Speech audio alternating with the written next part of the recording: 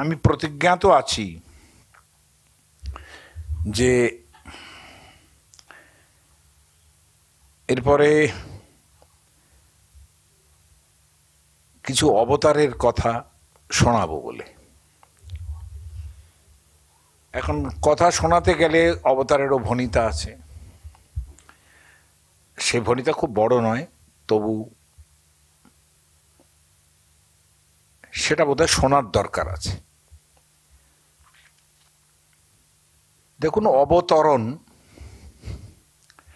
সাধারণ অর্থ নিচে নামা, তরণ একটা ব্যাপার, পার হওয়া, আবার তার সঙ্গে অব লাগলে, একটা উপসর্গ লাগলে নিচে নামা।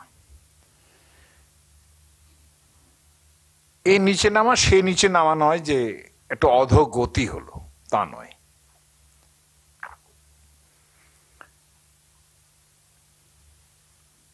অথচ অব শব্দ, অব উপসর্গ, এটা যদি অন্য জায়গায় ব্যবহৃত হয় তাহলে একটু কখনো কখনো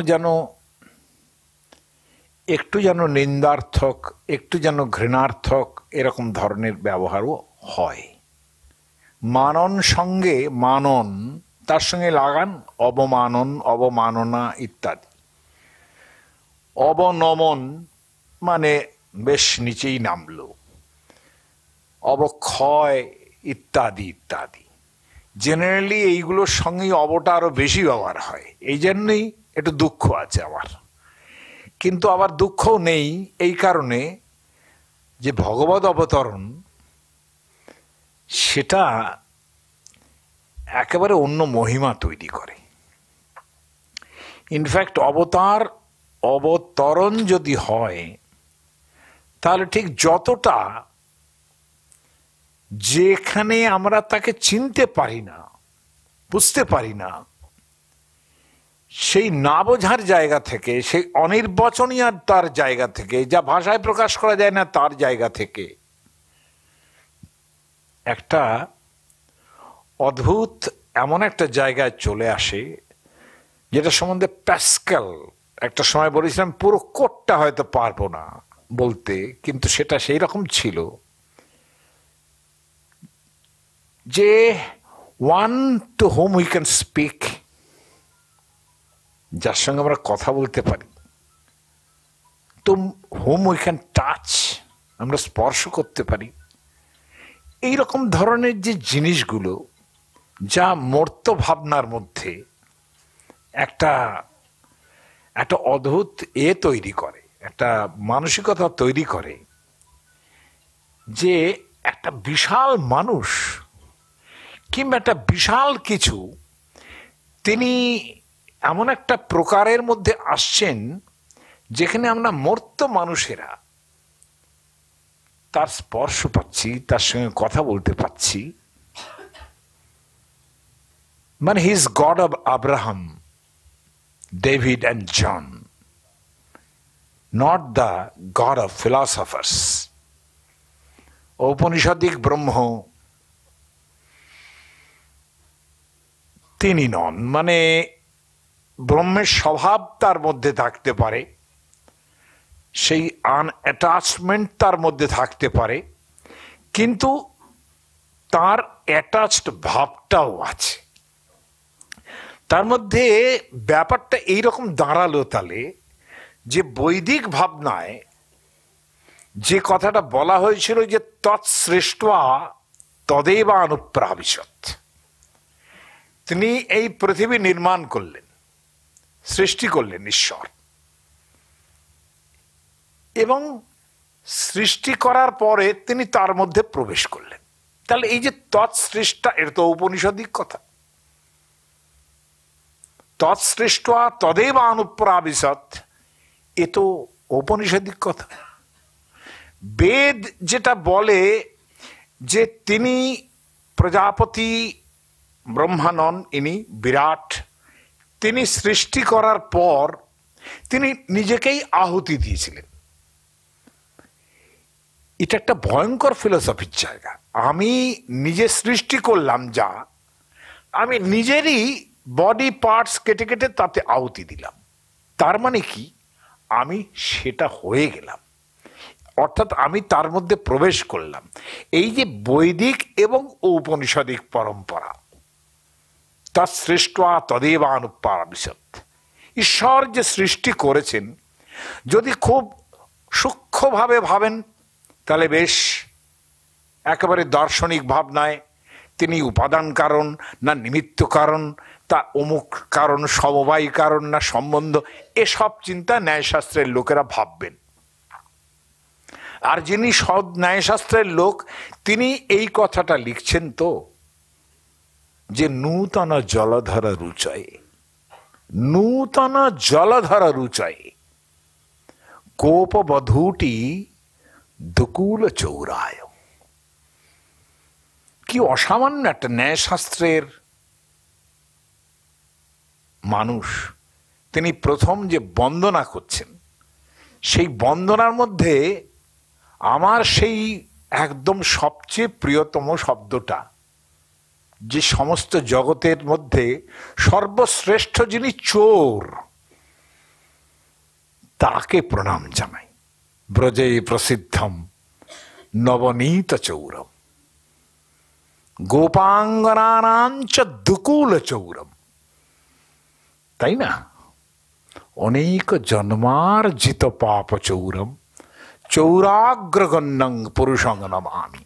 আমি জগতের শ্রেষ্ঠ সেই চোরকে প্রণাম করি, যিনি এই এই এই এই করেছিলেন।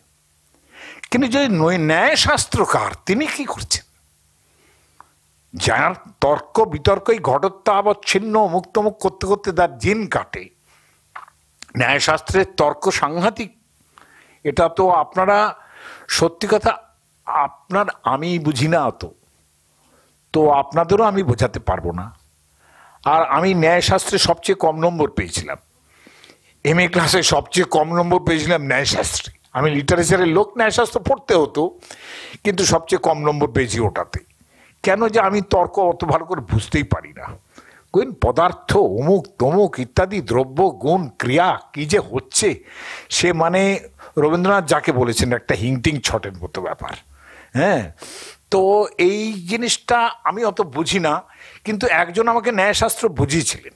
বলছেন ন্যায়শাস্ত্রের পণ্ডিতরা এত পণ্ডিত হন, তাদের তর্ক যুক্তি এত শানিত হয়, যে একজন মহাপণ্ডিত ন্যায়শাস্ত্রে তিনি বাড়িতে এসে বললেন গিন্নিকে যে আমাকে 10 মিনিটের মধ্যে ভাত রান্না করে দাও তো। বললেন 10 মিনিটের মধ্যে ভাত রান্না করতে অন্তত আধ ঘন্টা লাগবে, 30 মিনিট লাগবে। বলে 30 মিনিটে যদি পুরোটা সেদ্ধ হয়, তাহলে অবধারিতভাবে তোমার ভাত 3 কোয়ার্টার, অর্থাৎ 1 কোয়ার্টার অন্তত 10 মিনিটের মধ্যে হয়ে যাবে, সেই ভাতটা দাও। বলে সিদ্ধ তো হতে হবে। বলে সিদ্ধ আবার কি? সর্বং সিদ্ধম, ভাত অন্ন তৈরি হচ্ছে মানে সিদ্ধম। আরে এ তো গিন্নি তাকে বোঝাতে পারলেন না, তিনিও বোঝাতে পারলেন না। ন্যায়শাস্ত্রের যিনি স্ত্রী মানে শাস্ত্রিণী, তিনিও ব্যাপারটা এইরকম দাঁড়ালো, সে বঙ্কিমচন্দ্রে গিয়ে পৌঁছায়। বিবাহ কপালকুণ্ডলা, বিবাহ কপালকুণ্ডলা মনে করিলেন সকলই বুঝিলাম, অধিকারী মনে করিলেন সকলই বুঝাইলাম। হ্যাঁ, এই হচ্ছে ন্যায়শাস্ত্রের পণ্ডিতের সাংঘাতিক সাংঘাতিক ব্যাপার থাকে তাদের। তারা সব জিনিসে এরকম তর্ক তোলেন। কাজেই সেই মানুষটা, এত তার্কিক মানুষ, তিনি বলছেন নূতন জলধর রুচাই। নতুন নতুন জলধর মানে নতুন মেঘের মতো যার বরণ। গোপবধূটি দুকুল চৌরায়, জ্ঞান টনটনে আছে। বধূ বললেও হতো। টি এই যে শব্দ, এই যে প্রত্যয়টা, এটা লাগে একটু ছোট অর্থে, অর্থাৎ ইনি, এই মহিলা, এই যে গোপবধূ, ইনি খুব বিশাল বয়সের নয়। হ্যাঁ, একদম যৌবন সন্ধিতে পৌঁছেছেন, এই জন্যে টি এই প্রত্যয়। গোপবধূটি দুকুল চৌরায়, যিনি গোপবধূদের। তস্মৈ নমঃ কৃষ্ণায়, এইবার ন্যায়শাস্ত্র। সংসার মহীরুহস্য বীজায়, সংসার রূপ যে বিশাল বটবৃক্ষ, তার বীজ হচ্ছেন তিনি। ন্যায়শাস্ত্র বীজ রোপণ করলো। আমরা তো বীজ বুঝি না, আমরা পত্র পুষ্পে একদম তৈরি হয়ে আছে সেই গাছটিকে বুঝি। হ্যাঁ, মানে মানে ওটাও ন্যায়শাস্ত্রের মতোই ব্যাপার, যেখানে এমন এমন সমস্ত ঘটনা ঘটবে যা ভালো করে তার ফল বোঝা যায় না। ন্যায়শাস্ত্রের পণ্ডিত লোকেরা বলছেন, দেখো পৃথিবীর কতগুলো অলৌকিক আশ্চর্য তো আছেই, যেটা ঈশ্বরের নির্মাণ। এই যে বিশাল বট গাছ, তার ফলগুলো দেখুন ছোট ছোট। একটা লাউ গাছ হবে এই লতা পাতা দিয়ে তৈরি, তার সাইজটা দেখুন, একটা লাউ হবে এত বড়। বলি এ কি অদ্ভুত নির্মাণ! তাহলে ঈশ্বর কিন্তু এইরকম অদ্ভুত বিস্ময়াত্মক জিনিস তৈরি করেন। এই যে তৈরি করেন না, তার অবতারও সেই রকম।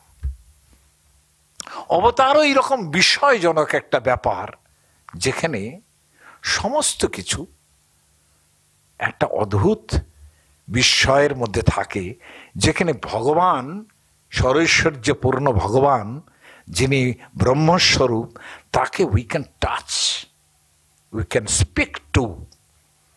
এই যে ব্যাপারটা, লর্ড অফ মানে অ্যাব্রাহাম, জন, অর্থাৎ টম ডিক হ্যারির ভগবান তিনি, আমাদের মতো সাধারণ মানুষের ভগবান তিনি, নট অফ দ্য ফিলসফার্স।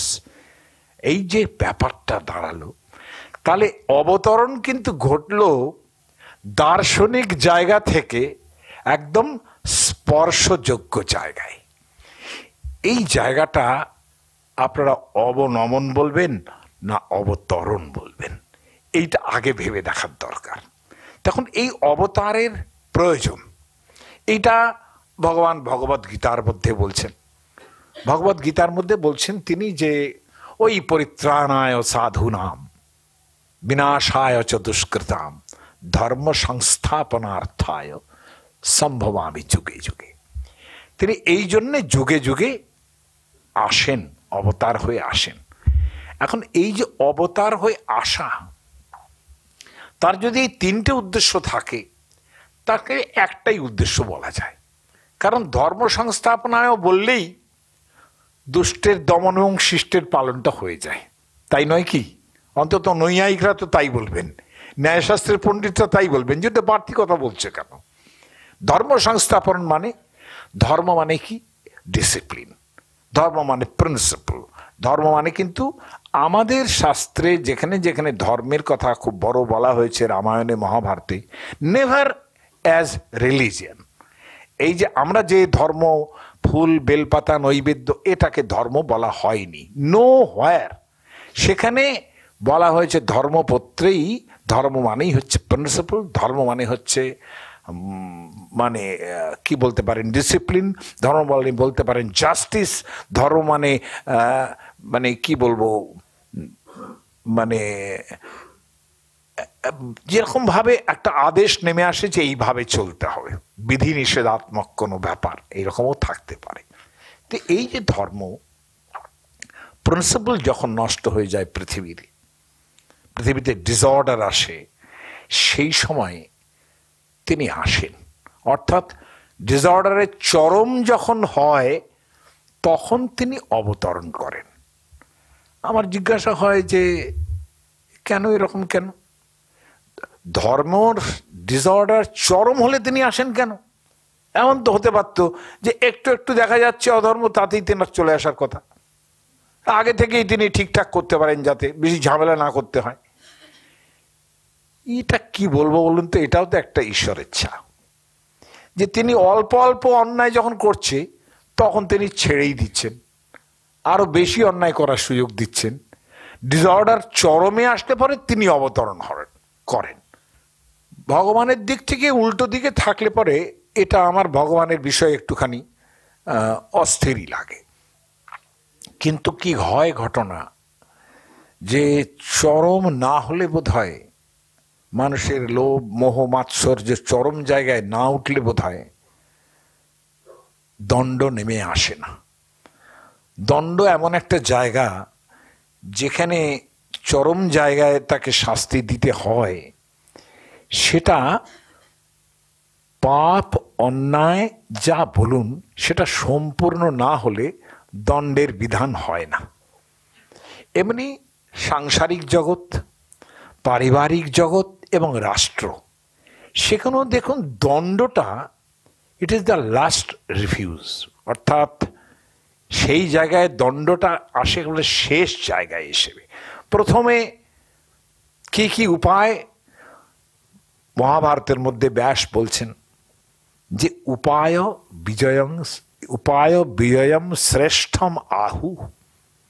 উপায় বিজয় মানে সাম দান ভেদ দণ্ড, তাই না? এই তো চারটে উপায়। সাম মানে ভালো কথা বলে যদি কিছু কাজ হয়, যেটা এখনকার একটু পলিটিক্যাল ভাষায় আলোচনার মাধ্যমেই সব কিছু ঠিক হয়ে যেতে পারে, তাই না? অথচ কেন তোমরা ঝামেলা করছো? কিন্তু ঝামেলা যখন শুরু হয়, এই যে কেন ভগবান সময় মতো নেমে আসেন না, তার একটা জায়গা এই জায়গা যে আলোচনা যখন হয় তখন আলোচনার মাধ্যমে কিছু লোক আসতেই চান না, তাই না? যে আলোচনার মাধ্যমে আমি সমস্যা সমাধান করে দেবো, আসতেই চান না। তখন তাদের সঙ্গে একটু দান, আচ্ছা আমি এইটুকু ছাড়লাম, তুমি এইটুকু নাও। পলিটিক্যালি যেটা হয়, রাজতন্ত্রে যেটা ছিল, একটু জমি জায়গা দিয়ে দেওয়া, কিংবা ওই বছরের শেষে খানিকটা নজরানা দেওয়া, কিংবা বছরের শেষে খানিকটা রাজকর তুলে দেওয়া। এই যে জমিদারি যারা করতেন, এই কৃষ্ণচন্দ্র রায় বলুন, অমুক রকম যারা সব এই সেসব যখন রাজারা ছিলেন, মুসলমান রাজারা ছিলেন, ব্রিটিশরা ছিলেন, তাদেরও কিন্তু এই ব্যাপারটাই ছিল যে আমি কতখানি টাকা তুলে তাদের দিতে পারছি, তারপরে তারা সন্তুষ্ট হন, তাই না? এই যে রাজবাড়িগুলো ছিল সব, বড় বড় সব রাজবাড়ি যাদের দেখছেন, এরা টাকার সাপ্লাই তো অবশ্যই দিত। সেই দেওয়ার ফলেই কিন্তু তারা কৃপা করে আসতেন, মাঝে মাঝে এইসব রাজবাড়িতে পায়ের ধুলো দিতেন। কাজে এই যে নজরানা কিংবা ইত্যাদি, এটা হচ্ছে দান। ঝামেলা করো না, আমি তোমাকে কিছু দিচ্ছি। দানের মাধ্যমে একটা শান্তি আনা যায়। কিন্তু কৌটিল্যের অর্থশাস্ত্র বলে দানের মাধ্যমে যদি আসতে হয়, সমস্যা এই, যাকে দান করা যায় সে ভাবে যে লোকটা দুর্বল, আরো চাই, এত কমে হবে না। অর্থাৎ বছরে বছরে তার দাবি বাড়তে থাকে, এইটা হচ্ছে সমস্যা। বলে তাহলে আর একটা কাজ করতে পারো, ভেদের মাধ্যমে যেতে পারো। দেখুন, যা যা রাষ্ট্রের কাজে লাগে তা কিন্তু একটা সংসারের মধ্যেও লাগবে, তা কিন্তু একটা পরিবার জ্ঞাতি গোষ্ঠী সহ যারা থাকেন তাদের মধ্যেও একই জিনিস। এবং পরিবার ছেড়ে যদি অন্তঃরাষ্ট্রীয় ব্যাপারের মধ্যে আসেন তাহলেও সব একই জিনিস, অর্থাৎ ওই সাম দান ভেদ দণ্ড।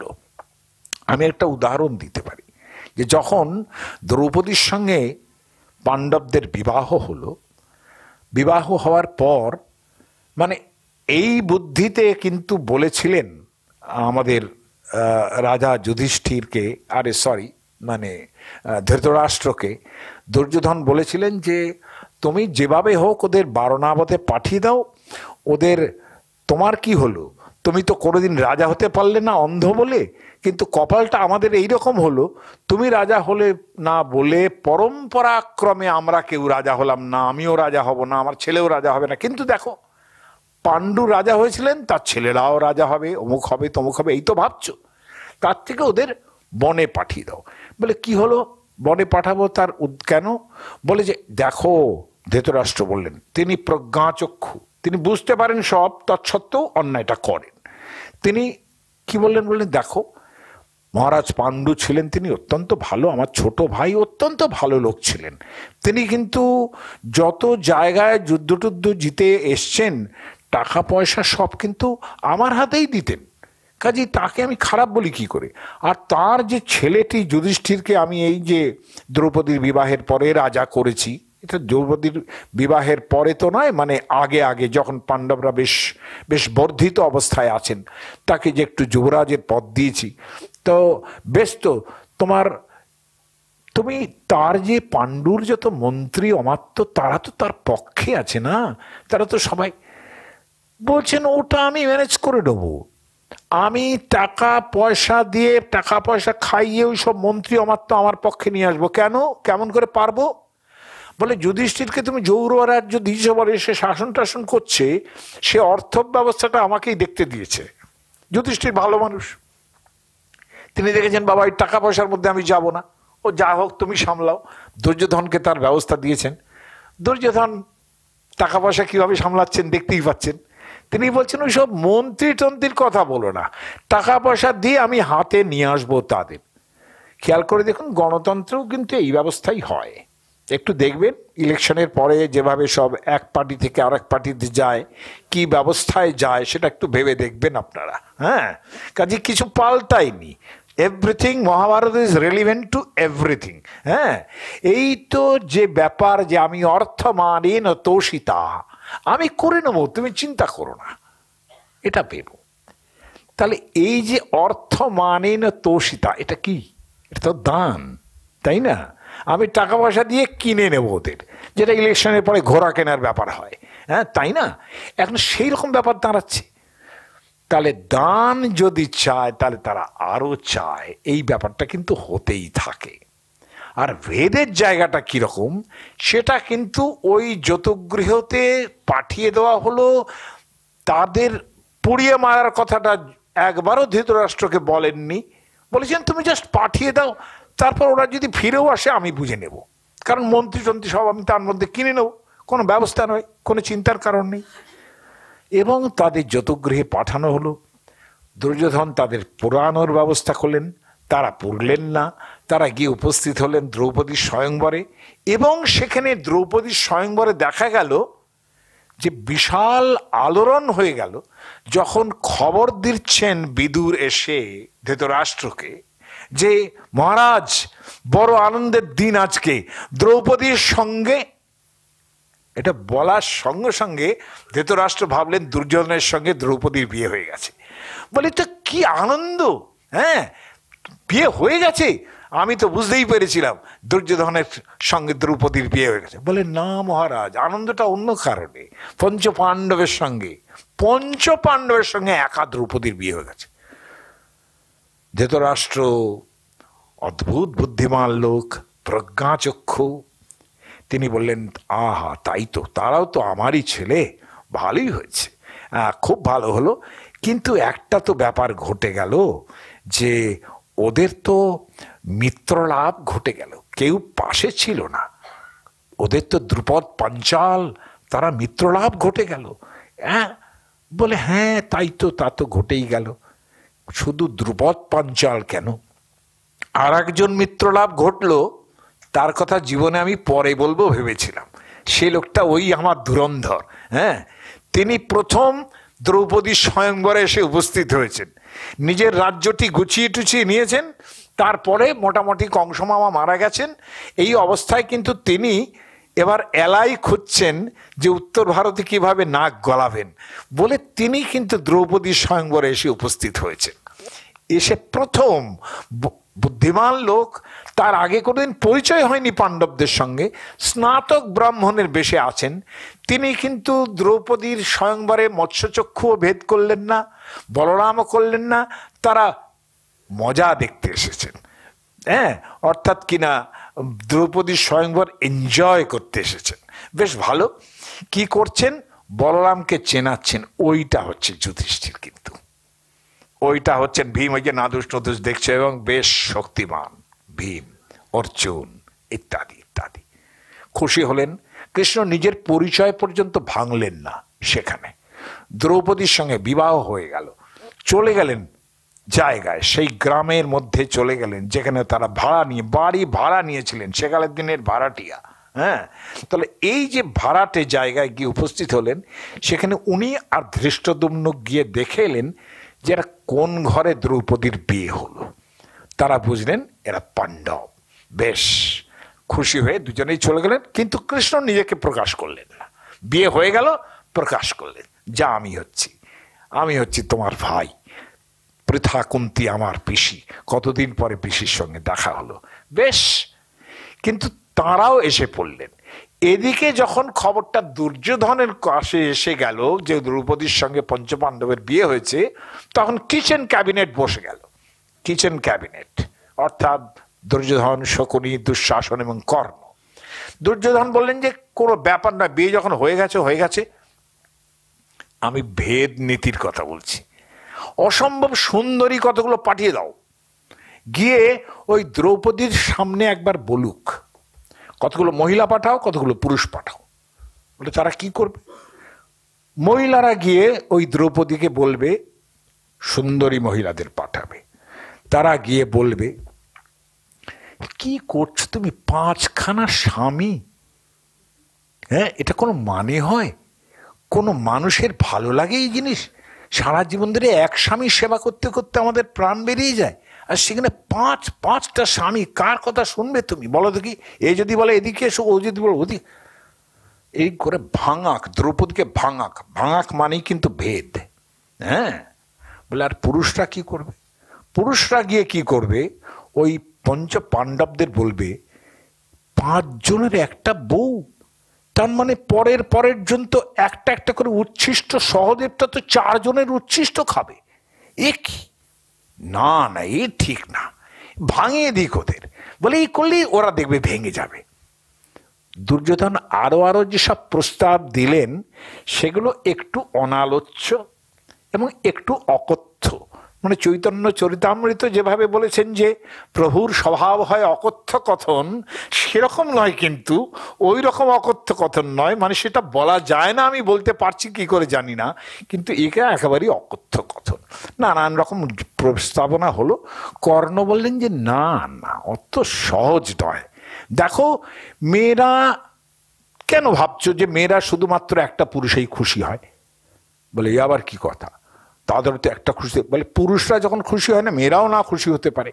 তাহলে এত পরকীয়া হয় কেন? একবারে হয়ে যাচ্ছে, আরেকজনের কাছে যাচ্ছে, অমুক তমুক ইত্যাদি, কেমন করে হয়? ও পুরুষের মানুষের মধ্যে যে প্রবৃত্তি আছে, মেয়েদের মধ্যেও প্রবৃত্তি আছে। তাই দ্রৌপদী বেশ আছে, 5টা পতি নিয়ে বেশ ভালো থাকবে, ওয়াই নট? এইসব বললেন কর্ণ। কর্ণ বলার পরে বললেন যে দেখো, এসব করে টোরে কোনো লাভ হবে না। ওরা ঠিক থাকবে, 5 জনে এক জায়গায় থাকবে, একজোট হয়ে কবে কখন দ্রৌপদী আমার কাছে আসবে তার জন্য। এসব ছেড়ে দাও, তোমরা এখনই যুদ্ধ করতে যাও। কেন যুদ্ধ? বলে এই জন্যে যে তোমরা যে ভেদ নীতির কথা বলছো, এই ভেদ নীতি সফল হবে না, টাইমও অনেক লাগবে। তার থেকে চলো আমরা আক্রমণ করি। তাহলে এই যে সাম দান ভেদ দণ্ড,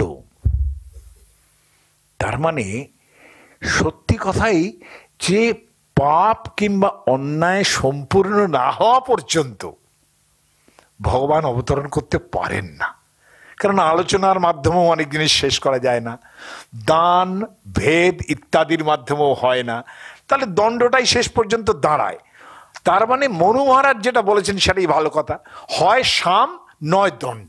বলে দুটোর কোনো মূল্য নেই। বলে ভালো কথা, যদি কাজ হলো তো হলো, না হলে কিন্তু দণ্ডই প্রয়োগ করতে হবে। ফলত ভগবানকে অবতরণ করতে হয়, এবং তিনি বলছেন পরিত্রাণায় সাধুনাম বিনাশায় চ দুষ্কৃতাম।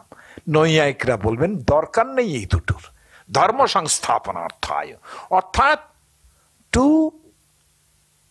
Establish discipline in the country তিনি নেমে আসেন।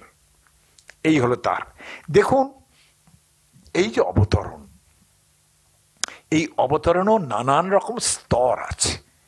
এখন এই যে নেমে আসা, স্বয়ং ঈশ্বর পুরুষ নেমে আসছেন, যখনই দেখবেন যে ভাগবত পুরাণ কিংবা অন্যান্য পুরাণের মধ্যে যখনই এই প্রসঙ্গটা আসছে, দেখা যাবে যে পৃথিবী তিনি গিয়ে জানাচ্ছেন দেবতাদের কাছে যে আমি বড় কষ্টে আছি, এই অত্যাচার আমি নিতে পারছি না।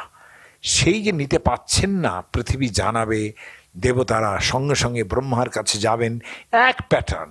ব্রহ্মা তারপরে জানাবেন ভগবান শঙ্করকে, শঙ্কর জানাবেন বিষ্ণুকে, চলো বিষ্ণুর কাছে যাই। একই জিনিস কিন্তু চণ্ডীতেও হয়েছে। হ্যাঁ, চণ্ডীর ক্ষেত্রেও দেখবেন একই রকম, এবং সেখানেও দেখবেন যেমন শক্তির স্বরূপ, শক্তিমানের রূপে যেরকম মানে আমি ভগবানের শব্দ পাচ্ছি যে সম্ভব আমি যুগে যুগে, যখনই ধর্ম সংস্থাপন করতে হয় তখনই সেখানে দেখুন চণ্ডীর মধ্যেও একই রকম কথা। ইত্থম যদা যদা বাধা দানবোত্থা ভবিষ্যতি তদাবতীর্ণাহম করিষ্যাম অরি সংশয়ম। অর্থাৎ অরিদের ক্ষয় করব আমি সেই সব সময়, যখনই এইরকম ভাবে বাধা সৃষ্টি হবে, তখনই আমি আসব। দেখুন প্রতিজ্ঞা ভগবদ গীতার মধ্যেও যেরকম, ভগবতী চণ্ডীর মধ্যেও একই রকম। এখন কথা হচ্ছে যে ঈশ্বর যে এই ধর্ম সংস্থাপন করার জন্য আসেন, এখানে ঈশ্বরকে আমরা যেভাবে পাই তাতেও কিন্তু আলটিমেটলি তাকে যে খুব স্পর্শ করতে পারি, তাকে খুব ছুঁতে পারি, তাকে ভালোবাসা জানাতে পারি, এরকমটা কিন্তু নয়। অন্তত সব অবতারে তো নয়। আপনি মৎস্য অবতারকে কি ছোবেন, কি বোঝাবেন তাকে? হ্যাঁ, বরাহকে কি বোঝাবেন? অথচ তারা এলেন, পৃথিবীকে ভার রক্ষা করলেন, পৃথিবীকে উদ্ধার করছেন। হ্যাঁ, তাহলে মৎস্য, বরাহ, কুর্ম পর্যন্ত কিন্তু ভগবানের এই ব্যাপারটা কিন্তু একটু অন্যরকম থেকেই গেল, তাই না? তাহলে ব্যাপারটা কি? তাহলে ভগবান তিনি, আমরা বলেছি যে উপনিষদের মধ্যে আছে যে তৎসৃষ্টা তদেবানুপ্রাবিশৎ, তিনি সৃষ্টি করে তার মধ্যেই প্রবেশ করেছিলেন। কিন্তু এটা তো খেয়াল করতে হবে, যে কথা আমি আগেও বলেছি, যে পৃথিবী যে নির্মাণ করেছেন, জগৎ যে তিনি নির্মাণ করেছেন, তিনি কি উদ্দেশ্যে এটা নির্মাণ করলেন, এটাও তো একটা প্রয়োজনীয় কথা। ঈশ্বর জগৎ সৃষ্টি করে কি তার প্রয়োজন কি? তিনি তো একটা নন অ্যাটাচড মানুষ, তার এটা করার কি দরকার ছিল? তো যারা পণ্ডিতজন, যারা রসিক, যারা ভাবুক, তারা বলছেন তিনি খেলার ছলে করেছেন, খেলার জন্য করেছেন।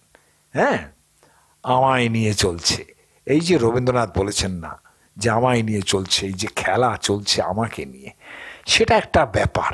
তখন এই খেলার জন্য তৈরি করেছেন। কিসের খেলা?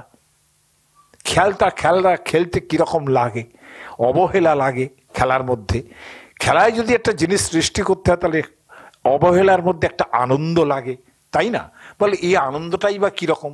বলে এই আনন্দটাও অদ্ভুত, যেটা আমি একটা সময় বোধহয় আপনাদের বলেছিলাম, যেখানে কর্মকারকের ব্যাপারে বলেছিলাম, যে কর্মণি, এই যে বৈয়াকরণ পতঞ্জলি যে বলছেন যে অতিরিক্ত পরিমাণ যেটাকে চাওয়া যাচ্ছে ক্রিয়ার মাধ্যমে, সেটা হচ্ছে কর্ম, তাই না? এটা হচ্ছে কর্তুর ঈপ্সিততমং করণম। এই কর্তুর ঈপ্সিততমং যেটা, সেটা হচ্ছে কর্ম। কর্তার যেটা ক্রিয়ার মাধ্যমে সবচেয়ে বেশি পেতে চাচ্ছে, সেটা হচ্ছে কর্ম। অহং গৃহং গচ্ছামি, মানে এই গচ্ছামি ক্রিয়ার দ্বারা আমি গৃহকেই পেতে চাই, তাই না? এখন এখানে বৈয়াকরণরা সব প্রশ্ন তুলেছেন যে আচ্ছা, তাহলে এটা একেবারে স্টক কথাবার্তা, একেবারে চারদিকেই সবসময় বলে থাকি এটা, যে আচ্ছা, মাঠের মধ্যে একটা প্রাঙ্গণের মধ্যে ধান শুকোতে দেওয়া হয়েছে, হ্যাঁ, কিংবা জব শুকোতে দেওয়া হয়েছে, গম শুকোতে দেওয়া হয়েছে, গরু এসে খেয়ে যাচ্ছে। তা গরু এসে খেয়ে যাচ্ছে, এখানে তোমার কর্মটা কে হবে? হ্যাঁ, কারণ গরুর যে ইচ্ছে সে ধান খাবে কিংবা জব খাবে, গরু সেটা ঈপ্সিততম। আর তোমার ঈপ্সিততম হচ্ছে তুমি ওই জব থেকে কিংবা ধান থেকে তোমার গরুটাকে সরিয়ে দেবে, এই তো তোমার ঈপ্সিততম। তাহলে দু জায়গাতেই কর্ম হোক? বলে তা হবে না, কর্তার যেটা ঈপ্সিততম তাতেই হবে। কারণ তোমার ঈপ্সিততম যদি গরু তাড়ানো হয়, তাহলে আর একটাতে পঞ্চমী বিভক্তি হবে, অর্থাৎ যবেভ্য গাং বারায়তি, জব থেকে সমস্ত গরুগুলোকে তুমি বাইরে সরিয়ে দিচ্ছ। ঠিক আছে, তুমি গরুকে যদি ধান খেতেই দিতে চাও, তখন জবটা তার কর্ম দাঁড়িয়ে যাবে, যে সমস্ত গরুরা জব খেতে চাইছে খাক। হ্যাঁ, কিন্তু ঈশ্বরের জায়গাটা কোথা থেকে আসে? বলছেন হ্যাঁ, এটা বুঝলাম, এটা কর্ম হবে। আচ্ছা ভাই, কর্ম তো তুমি ইচ্ছা করছো না যেটা, সেটা তো কর্ম হতে পারে। বলে কিরকম? যেমন ধরা যাক বিষং ভুংতে, বিষ খাচ্ছে, বিষকেই খাচ্ছে, কর্ম তো। তো বিষকে মানুষ খায় নাকি, ভালোবেসে খায় নাকি? কর্তার সেটা ঈপ্সিততম হতে পারে নাকি? বলে না, তথা যুক্তম চ অনিপ্সিতম, অনিপ্সিতও কখনো কখনো কর্ম হবে।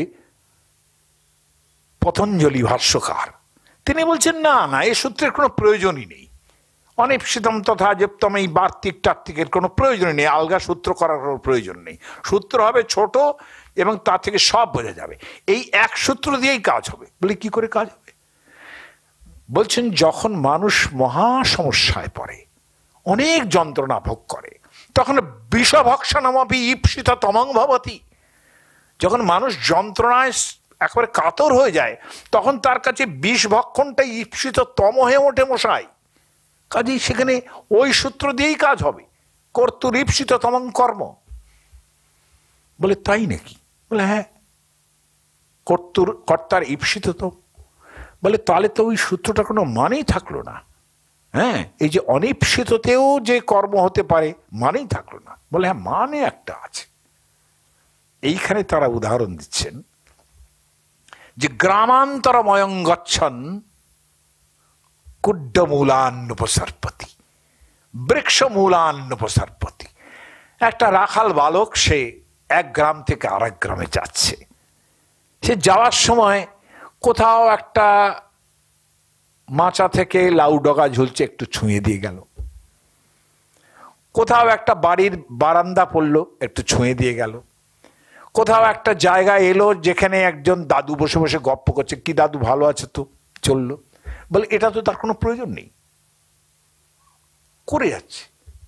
তার মানে কি, খেলার ছলে কতগুলো জিনিস ঘটছে যার মধ্যে ঈপ্সিত তমত্ব নেই, অথবা খেলা যেটা চলছে সেটাই তার ঈপ্সিত তম। কিন্তু একদিকে তার মানে ভগবান যে ঈশ্বর সৃষ্টি করছেন এই রকম খেলা, যে তিনি খেলার ছলে সৃষ্টি করছেন। এই যে সৃষ্টি করা, সৃষ্টির মাধ্যমে এই যে খেলার ছলে তৈরি করা জগৎ নির্মাণ, এইটা ভগবান করেছেন। আর খেলার ছলে নির্মাণ করেছেন বলেই কিন্তু পৃথিবীর মধ্যে আমরা এত সুখ আছে বলে বুঝতে পারি, তাই না?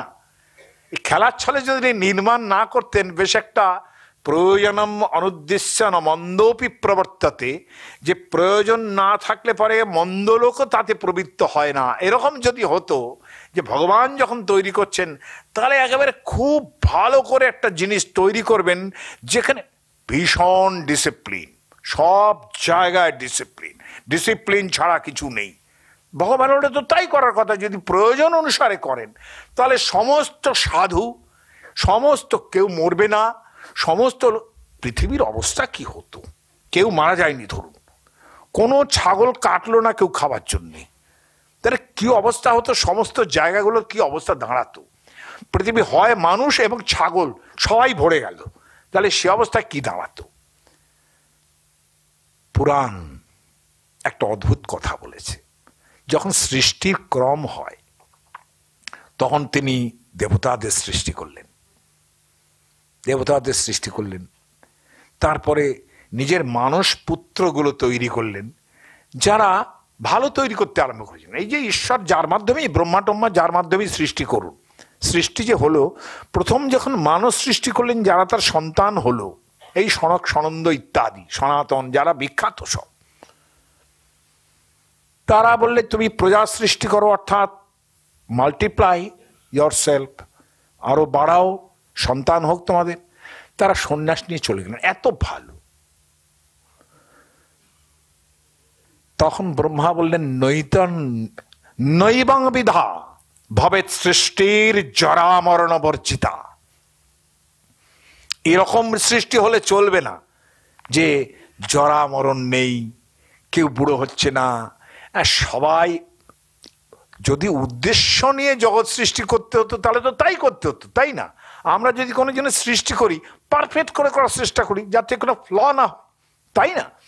কিন্তু জগৎ সৃষ্টি করার ক্ষেত্রে ঈশ্বরের সেই মনোযোগ তৈরি হলো না, যেটা ফল যেটা দাঁড়ালো যে ওরকম সৃষ্টি করলে পরে জগতের পক্ষেই খুব খারাপ হয়ে যাবে।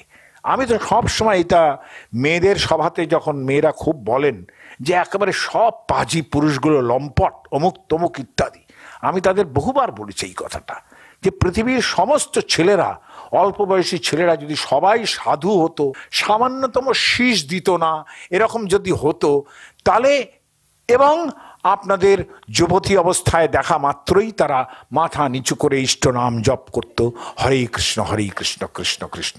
এই অবস্থায় কি আপনাদের ভালো লাগতো? বলে না, আমাদের সেটা অবস্থাও ভালো লাগতে না। তার মানে পারফেক্ট সৃষ্টি ভালো জিনিস নয়, এটাই বোঝা যাচ্ছে। যার জন্যে একটা সভাতে আরেক জায়গায় বলতে গেছিলাম, বলে শান্তির খোঁজে, বলে অন্ধকার থেকে আলোর খোঁজে আমাদের আসতে হবে। ঠিক আছে, আপনি বক্তৃতা দিন। যে আমার বক্তৃতা ভালো হবে না ভাই, কারো পছন্দ হবে না, এই ব্যাপারে আমি কোনো উদ্যোগই নিতে পারবো না। বলে কেন? বলে দেখুন, আমার তো বিশ্বাস এই যে যখন থেকে সত্য সৃষ্টি হয়েছে তখন থেকেই মিথ্যা সৃষ্টি হয়েছে, যখন থেকে দিন সৃষ্টি হয়েছে তখন থেকেই রাত সৃষ্টি হয়েছে, সভ্য যখন থেকে হয়েছে তখন থেকেই মানুষ অসভ্যতা শিখেছে। তাহলে এগুলো তো পাশাপাশি, সভ্য আর অসভ্য নগর্থক যে ব্যাপারটা, দ্রুত একসঙ্গে সৃষ্টি না করলে নগর্থক হয় না, তাই না? আপনি যেটা নগর্থক জিনিস তৈরি করবেন, সেটা যদি নিজে আগে না হয়ে থাকে, সত্য যদি আগে না হয়ে থাকে, তাহলে তো অসত্য হতে পারে না, তাহলে তো অসত্য সত্য। তাহলে এরই মধ্যে ভালো করে বাঁচতে হবে, তাই না? তাহলে সেক্ষেত্রে এইটাই দাঁড়ালো কিন্তু যে সত্য অসত্যের যে খেলা, মিথ্যা এবং সত্যের যে খেলা, তাই না? রাত্রি এবং দিনের যে খেলা, এই খেলার মধ্যেই কিন্তু জগৎ, এই খেলার মধ্যেই কিন্তু জীবন। ঈশ্বর এই লীলা করার জন্যেই কিন্তু জগৎ সৃষ্টি করেছেন, খেলার ছলে জগৎ সৃষ্টি করেছেন, যার মধ্যে আমরাও খেলছি। যার জন্যে তার সম্বন্ধে রবীন্দ্রনাথ বলেছেন যে খেলিছ এ বিশ্ব লয়ে, তাই না? কিংবা এ কথাও তো রবীন্দ্রনাথ বলতে পারেন যে আমায় ভিখারি সাজায় কি রঙ্গ তুমি হেরিছ, তাই না? একটা লোক ভিখারি হয়ে আছে, সে ভিখারিকে রবীন্দ্রনাথ কিভাবে দেখছেন? আমায় ভিখারি সাজায় কি রঙ্গ তুমি হেরিছ। ভিখারিতে এক প্রকারের হয় না, অনন্ত টাকা পয়সা থাকা সত্ত্বেও একটা মানুষ ভিখারি হতে পারে, সে যে কিসের ভিখারি তা বোঝা যায় না। এখন এই যে ব্যাপারটা, এত যে খেলা, এই খেলার মধ্যে সত্যি কথাই ভয়ঙ্কর যদি ইনডিসিপ্লিন ভয়ঙ্কর না হয়, তাহলে তার আশা মানায় না। আর ভয়ঙ্কর যেখানে হচ্ছে, যেখানে ওই রকম একেবারে জগতের অর্ডার তৈরি করতে হবে, যেখানে একেবারে পৃথিবী ডুবে যায়, সেখানেই দেখবেন যে ওই মৎস্য কুর্ম বরাহের পর্যন্ত, সেই পর্যন্ত। তারপরে যেই না নৃসিংহদেব এলেন, তাই না, এইবার তার অন্যরকম ভাবনা তৈরি হলো। যিনি একদিকে মাদাম বিয়ার্দো বলে একজন মহাপণ্ডিত আছেন ফরাসি দেশে, আমি তার কাছেই এটা শিখেছি। আমার গুরু সুকুমারী ভট্টাচার্য, আমি যখন রিসার্চ করছি, তিনি আমার রিসার্চ করাটা যেটা বিষয়ে নিয়ে করছিলাম, তিনি খুব ভালো পছন্দ করতেন না সেটা, এবং তার মধ্যে বেশি ঘাঁটাতেনও না। কিন্তু মহাপণ্ডিত মানুষ, তিনি ছাত্রকে যেভাবে সাহায্য করেছেন সেটা ভাবতেও পারি না। তিনি ফ্রান্সে গেছেন, ফ্রান্সে গিয়ে মাদাম বিয়ার্দো নরসিংহ এত ইনকারনেশন বলে একখানা বই, একটা পেপার লিখেছেন কোন একটা ফ্রেঞ্চ জার্নালে। তিনি সেখান থেকে সেই জার্নালটি সংগ্রহ করে এনে আমাকে তার অংশ বিশেষ মাদাম বিয়ার্দো যেটা লিখেছেন দিয়ে আমাকে বললেন যে নৃসিংহ, তুমি যাও অ্যালিয়ান্স ফ্রান্সে থেকে এটা তখনকার দিনের রিসার্চ অত সোজা ছিল না, হ্যাঁ, যে এইরকম বললাম আর রিসার্চ হয়ে গেল, ডিআরএস পেলাম আর রিসার্চ হচ্ছে, ভুরি ভুরি রিসার্চ হচ্ছে, পিএইচডি হচ্ছে আর পিএইচডি হচ্ছে, অত সহজ ছিল না, বিশেষ করে সুকুমারদির কাছে করা। যাই হোক, সুকুমারদি অ্যালিয়ান্স ফ্রান্সের দিকে ট্রান্সলেশন করালাম, সেটা করিয়ে দেখলাম যে অসামান্য এই ভদ্রমহিলা বাইরে থাকেন, কি করে যে আমাদের রহস্য, আমাদের ঈশ্বরের করুণা রহস্য বুঝলেন, এটা তো অবাক হয়ে গেলাম। তিনি প্রথম জানালেন যে এই যে প্রথম অর্ধ মানুষ এবং অর্ধ সিংহের যে একটা অবতার, এইখানে আমরা প্রথম তার করুণা গুণের পরিচয় পাচ্ছি। মৎস্য কুর্ম বরাহ ইত্যাদিতে কোনো রসের স্ফূর্তি নেই, কোনো সরসতা নেই। বরাহের মধ্যেও রস সৃষ্টি করেছেন, কিন্তু আমাদের স্কাল্পটাররা যারা সব স্থাপত্য তৈরি করেছেন, সেসব যখন বরাহ অবতারের কথা আসবে তখন আসবে। কিন্তু আমি বলবো এই যে একটা মনুষ্যত্বের গন্ধ, তার করুণাগুণের শ্রেষ্ঠতা প্রথম পেলাম, সেটা নৃসিংহদেবের অবতারের মধ্যে। তার মানে এই যে ব্যাপারগুলো, আচ্ছা করুণা এর ঈশ্বরের করার কি দরকার? আনঅ্যাটাচড আছেন, আনঅ্যাটাচড আছেন, ব্রহ্মস্বরূপ আছেন, এইখানে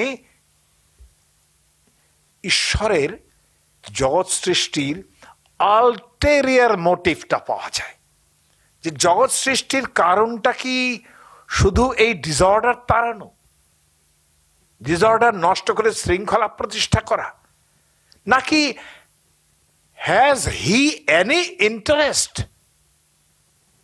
ইন দিস ওয়ার্ল্ড? ইন্টারেস্ট থাকার কথা। নিজে একটা খেলার ছলে জিনিস তৈরি করলেন, খেলনাটাকে একটু ঘুরিয়ে ফিরিয়ে দেখবেন না? তিনি নিজে সেটা আস্বাদন করবেন না? এইখানেই কিন্তু বৃহদারণ্যক উপনিষদের সেই বার্তাটা আসে। বৃহদারণ্যক উপনিষদ বলছে সবই নৈব রমাতে, তার ভালো লাগছিল না। রম ধাতু, যার থেকে রমন কথাটা আসছে, রমন কথাটা আমরা বিশেষ অর্থে ব্যবহার করি তা কিন্তু নয়। হ্যাঁ, ওই বিশেষ অর্থটা ওই আমার প্রভুর সম্বন্ধেই খাটবে। শ্রী রাধা রমন রমণী মন মোহন বৃন্দাবন বন দেবা, কথাটা ওই মোহনের ব্যাপার নয়। রম ধাতু মানে আস্বাদন করা। রম ধাতুর মানে হচ্ছে ভালো লাগা, ভালোবাসা। এই যে রমাতে, রমাতে মানে ভালোবাসে। সবাই নৈব রমাতে, তার ভালো লাগছিল না। কেন ভালো লাগছিল না? যস্মাৎ একাকী ন রমাতে, যেহেতু একা একা ভালো লাগে না। কোনো মানুষ একা থাকতে পারে না। যে লোক একা থাকে সে ডিপ্রেসড হয়, তাই না? ফলত একা থাকা, আপনি সাময়িকভাবে থাকতে পারেন যে আমাকে একটু ছেড়ে দাও, আমাকে একটু একা থাকতে দাও। হ্যাঁ, সে সময়ও দেখবেন আপনি যেটা নিয়ে ভাবছেন সেটা একার বিষয় নয়। সে সময় আপনি সবাসন করে বসে নেই যে একেবারে বসে বসে তাঁর কথা ভাবছেন। নো, আমাকে একটু একা থাকতে দাও মানে একটু অন্যরকম ব্যাপার। সেখানে he wants loneliness to think over the what happened unlonely. এই হচ্ছে ব্যাপার। যেগুলো একা থাকার বিষয়ের সময় যে গণ্ডগোলগুলো হয়েছে সেইগুলো ভাবার জন্য তিনি সময় চাইছেন, তাই না? আর এক হতে পারে যে হ্যাঁ, আমি একা থাকতে ভালোবাসি। তিনি আত্মারাম পুরুষ, অর্থাৎ আত্মনি রমাতে, তিনি নিজের মধ্যেই নিজে আনন্দ পান। তো নিজের মধ্যে যিনি আনন্দ পাচ্ছেন, তিনি কি আনন্দ পাচ্ছেন? নিজেকেই কেন? It cannot be a sort of masturbation, তা তো হতে পারে না। তিনি নিজের মধ্যে কি আনন্দ পাচ্ছেন? নিজের মধ্যে যে বিষয় নিয়ে আনন্দ পাচ্ছেন সেটাও কিন্তু বহির্জাগতিক ব্যাপার, যে আমি এই জায়গা থেকে উইথড্র করতে পেরেছি, আমি নিজের মধ্যেই নিজে আছি, আমি নিজের মধ্যে সমস্ত ইন্দ্রিয়র দ্বার রুদ্ধ করে দিয়ে আমি নিজের মধ্যে ঢুকছি। প্রবেশ করতে করতে আমি সেই আমি তার সঙ্গে মিলছি, সাযুজ্য হচ্ছে, সারূপ্য হচ্ছে, যা হোক হচ্ছে। সেই যে মুক্তি, সেই জীবন মুক্তি হতে পারে, তার মধ্যে আনন্দ পেতে পারেন তিনি। তার জন্য অনেক অনেক উচ্চ জায়গায় পৌঁছতে হবে। কিন্তু এমনি সাধারণ অবস্থায় একা একা ভালো লাগার কথা নয়। তার জন্য তিনি কি করছেন? স আত্মানম দেধা আপাতয়ত, তিনি নিজেকে দুই ভাগে ভাগ করলেন। কেন? তিনি একজন পুমান, একজন স্ত্রী এই হলেন, একজন স্বামী হলেন, একজন স্ত্রী হলেন, এই হলেন। কিন্তু কেন বৃহদারণ্যক উপনিষদ এই কথা বলবে যে হ্যাঁ, তুমি যদি নিজেকেই নিজের মধ্যে দেখতে চাও তাহলেও একটা দ্বিতীয় লাগবে, সেই দ্বিতীয় থেকে তুমি একাকার হও, অর্থাৎ তুমি দ্বৈতের মধ্যে গিয়ে তারপরে অদ্বৈত হও। তার মানে অদ্বৈতকে বুঝতে গেলেও একটা দ্বৈত লাগে, তাই নয় কি? এইটাই তো গোলো। ঘটনা দাঁড়ালো যে তিনি বললেন যে হ্যাঁ, যথা প্রিয়া স্ত্রিয়া সঙ্গ পরিশক্ত, যেরকম অতি প্রিয় স্ত্রী যদি আলিঙ্গন করে তাহলে মানুষের যে আনন্দ হয়, সেই আনন্দটা নিজের মধ্যে পেতে হবে। ভাবুন, তাহলে সেই আনন্দটা যদি নিজের মধ্যে পেতে হয় তাহলে কিরকম আনন্দটা পাওয়ার দরকার, সেটা কিন্তু প্রিয়া স্ত্রিয়া সঙ্গ পরিশক্ত, একদম প্রিয়া স্ত্রীর সঙ্গে আলিঙ্গিত অবস্থায় যে আনন্দ, যে সুখ, সেই সুখটা নিজের মধ্যে যদি পেতে হয় তাহলে একটা দ্বৈতের আস্বাদন চাই, তাই না? তাহলে এই যে দ্বৈতের মধ্যে অদ্বৈতের আস্বাদন, যেখানে পরবর্তী সময়ে বিদগ্ধ মাধব নাটকে, শ্লোকটা আমি বারবার বলে থাকি, চৈতন্য চরিতামৃতকার বহুবার উচ্চারণ করেছিলেন যে ভগবান কৃষ্ণ নাটকের সংস্থানে, রূপ গোস্বামীর নাটক বিদগ্ধ মাধব নাটক, ললিত মাধব নাটক, সম্ভবত ললিত মাধব নাটকের মধ্যে একটা জায়গায় কৃষ্ণ রাধিকার থেকে বিচ্ছিন্ন হয়ে গেছেন এবং একটা জায়গায় সেই বিরহ অবস্থায়, বিরহ দুষ্ট অবস্থায়, কষ্টকর অবস্থায় তিনি একটা পুষ্করিণীর মধ্যে নিজের ছায়া দেখছেন। কৃষ্ণ নিজের ছায়া দেখে বলছেন, অপরিকলিত পূর্বক কশ্যমৎকারকারী, আমি যে এত সুন্দর তা তো আমি নিজে আগে জানতাম না, এত তো বুঝিনি। এই পুকুরের মধ্যে দেখি, এই স্থির জলের মধ্যে নিজের ছায়া দেখে আমার এত ভালো লাগছে। আমি নিজেকে আস্বাদন করতে চাই কিভাবে? সারাভাসাম উপভক্তম কাময়ে রাধিকেব, রাধা যেভাবে আমাকে অনুভব করে আমি সেইভাবে নিজেকে অনুভব করতে চাই। তার মানে সেইভাবে নিজেকে অনুভব করতে গেলে একজন দ্বিতীয় লাগে, তা না হলে হচ্ছে না। আপনাকে বললেন বটে উপনিষদ যে দেখো, তোমার কিন্তু এরকম নয় যে তুমি তোমার যে পুত্রকে ভালোবাসো সেটা তুমি পুত্রের জন্য পুত্রকে ভালোবাসো, তা নয়। নবা পুত্রস্য নবারে গার্গী পুত্রস্য কামায় পুত্র প্রিয় ভবতি। তুমি যে পুত্রের জন্য তুমি পুত্রকে ভালোবাসো তা কিন্তু নয়। তুমি আসলে নিজেকে ভালোবাসো, পুত্রকে ভালোবাসতে তোমার ভালো লাগে বলে তুমি পুত্রকে ভালোবাসো। অর্থাৎ তোমার যে বৎসল ভাব, এই যে অপরন্ত বাৎসল্য, সেটা পুত্রকে দিতে তোমার ভালো লাগে, তুমি নিজেকে এনজয় করছো। পুত্রের মধ্যে ওই বাৎসল্য দান করে you are enjoying yourself. এই কথাটা সাংঘাতিক একেবারে। নবারে পুত্রস্য কামায় পুত্র প্রিয় ভবতি, আত্মনস্য কামায় পুত্র প্রিয় ভবতি। কিন্তু পুত্রকে যে আমি ভালোবেসে আসলে নিজেকেই ভালোবাসছি, আমার বক্তব্য এর জন্য একটা পুত্র লাগছে, তাই না? খাড়া করতে হচ্ছে একজনকে, একটা দ্বিতীয় লাগছে। তাহলে অদ্বৈত আস্বাদন করতে গেলেও আগে দ্বৈতের একটা প্রয়োজন আছে, তা না হলে তো হচ্ছে না। এটা বলছেন একেবারে এইরকম করতে করতে আলটিমেটলি কোথায় গিয়ে পৌঁছচ্ছেন? যে তুমি যে তোমার ব্রাহ্মণত্বকে ভালোবাসো সেটাও কিন্তু তুমি নিজেকে ভালোবাসো বলেই এই জায়গায় এসে পৌঁছচ্ছে। নবারে ব্রাহ্মণ কামায় ব্রহ্ম প্রিয়ং ভবতি। তুমি যে নিজেকে ব্রাহ্মণ বলে ভাবছো, এই ব্রাহ্মণত্ব তোমার ভালো লাগছে বলেই কিন্তু নিজেকে ব্রাহ্মণ ভাবতে ভালো লাগছে বলেই কিন্তু তুমি ওই ব্রাহ্মণের ড্রেস, অমুক তমুক, এসো আদেশ, এসো প্রদেশ, এই করছো। কাজে এই ব্রাহ্মণত্বও যে তোমার ভালো লাগছে সেটা তোমার নিজের জন্য ভালো লাগছে। তার মানে আসলে এগুলো সবই কিন্তু ওপর ওপর হতে পারে, কিন্তু এই ওপর ওপরগুলো লাগবে, দেয়ার নেসেসিটি।